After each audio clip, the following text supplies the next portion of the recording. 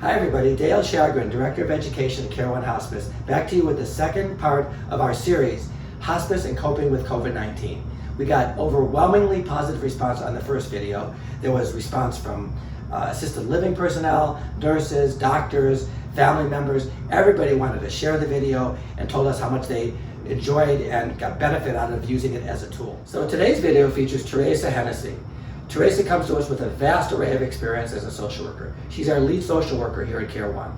She helps people on a daily basis with emotional issues, grief and loss, and crises. So without further ado, let's welcome Theresa Hennessey. Hi, my name is Theresa Hennessey, and as a social worker at Care One Hospice, my role has been impacted by the COVID-19 pandemic in several ways.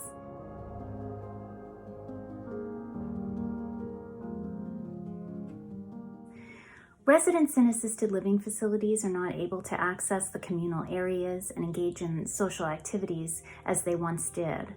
In addition, visits by social workers have been limited as well. We recognize the detrimental impact that this may have on our patients, and our response has been to increase the frequency of our calls to patients and their families.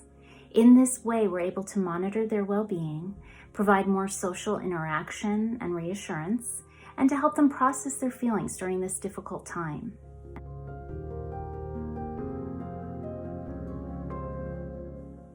One of the saddest consequences of this pandemic for those on hospice is when family members are not able to be with their loved one during those final days or moments of life.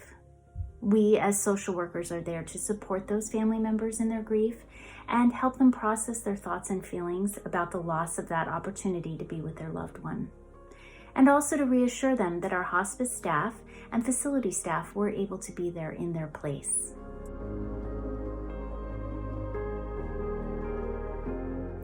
Another issue is that family members are not able to pay their respects in the way that they had hoped or expected.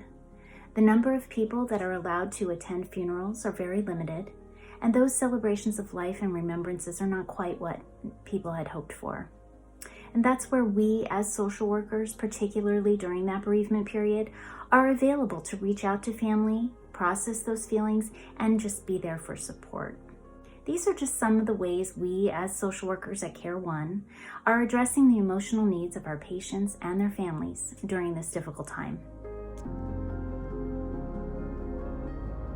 Thank you, Theresa. We really appreciate everything that you and your team are doing for the families that we serve and the people that utilize us. And for you at home, thank you for joining us. And remember, we're all in this together. Take care and be well. See you next time.